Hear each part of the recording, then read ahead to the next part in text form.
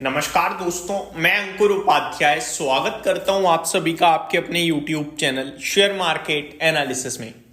दोस्तों आज FII का बड़ा हैवी डेटा आया है। दोस्तों नेट लेवल पे तो मैंने देखा काफी बड़ा फिगर सामने आया है। ओवरऑल लेवल पे मैंने अभी तक खुद नहीं देखा है, लेकिन मैं अभी आप सभी के साथ जरूर शेयर करूंगा कि ओवरऑल कैसी बाइंग सेलिंग रही है, क्योंकि नेट लेवल पे तो आज मतलब क्या ही कर दिया है समझ में नहीं आ रहा।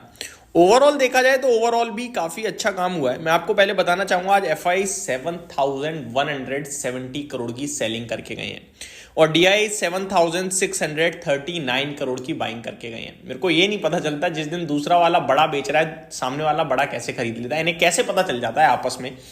बट जो भी है फिगर दोनों के बड़े आए हैं दोस्तों। ओवरऑल देखा जाए तो DIs ने आज 16,727 करोड़ की बाइंग करी है और उसके सामने 9,088 करोड़ की सेलिंग करी है। वहीं FIIs ने ओवरऑल नेट लेवल पे 15,707 करोड़ की सेलिंग करी है और उसके सामने 8,537 करोड़ की बाइंग करी है। तो नेट फिगर दोनों का देखा जाए तो 7170 करोड़ की सेलिंग का फिगर FIIs का आया और 7639 करोड़ की बाइंग का फिगर DIs का आया। तो ओवरऑल देखा जाए तो बाइंग का फिगर ही बड़ा है दोस्तों सेलिंग के फिगर से, और नेट लेवल पे बाइंग भी ज्यादा हुई थी आज। लेकिन उसके बावजूद जो मार्केट कंडीशंस दिख रही हैं इस समय वो बिल्कुल अच्छी नहीं दिख रही हैं। ग्लोबल मार्केट्स की बात करता हूं, फिर आते हैं अपने भारतीय बाजार पे। ग्लोबल में अमेरिका डाउ 106 पॉइंट से ऊपर है, नेस्डैक फ्लैट है, कुछ नहीं कर रहा। S&P 500 फ्लैट है, कुछ नहीं कर रहा। But S&P 500 flat to positive है, नेस्डैक फ्लैट टू नेगेटिव है, ये फर्क है।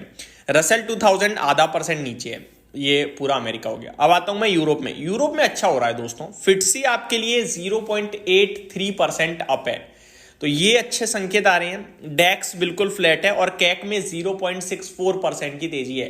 तो यूरोप के बाजार से अच्छे संकेत आ रहे हैं, हम ये कह सकते हैं। वहीं यूएस के बाजार से मिले जुले हैं, फ्लैट है, वैसे कोई संकेत ही नहीं है। अब एशिया में आ जाएं तो निकाई की बात करें 1% नीचे बंद हुआ है। ये शंघाई आधा % नीचे, Hang Seng flat to negative, Kospi flat to positive और निफ्टी आप सभी ने देखा ही क्या हाल था आज।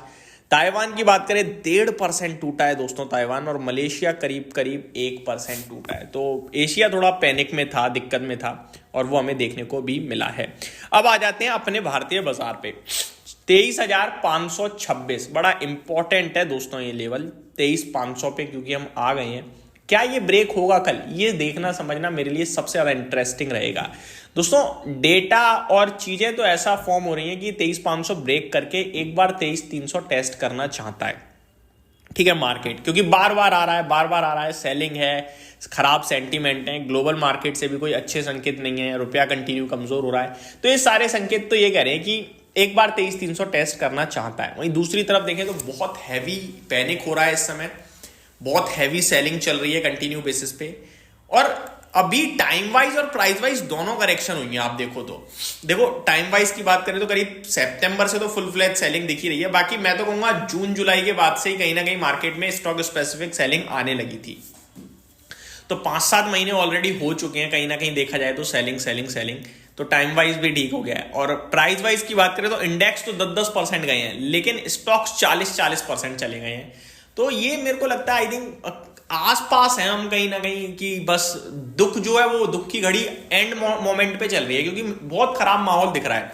अगर इस समय कुछ अच्छा रह गया तो म्यूचुअल फंड्स का डेटा है, क्योंकि वो अभी तक खराब नहीं हुआ। क्या पता वो लास्ट हो जो खराब हो, और जब वो खराब होगा तब सब कुछ पॉजिटिव होगा। Let's see.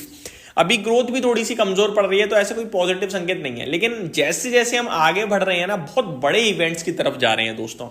सबसे पहले ट्रम्प साहब अपने प्रेजेंट की कुर्सी पे बैठते हुए दिखेंगे, ठीक है जी।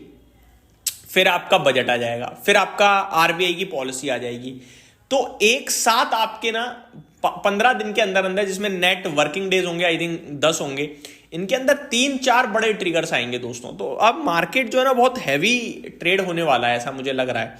वैसे ही ट्रेडिंग छोटी मोटी तो चल ही नहीं रही है, बड़े लेवल पे चली है, लेकिन अभी बड़े ट्रिगर्स की तरफ भी हम जा रहे हैं।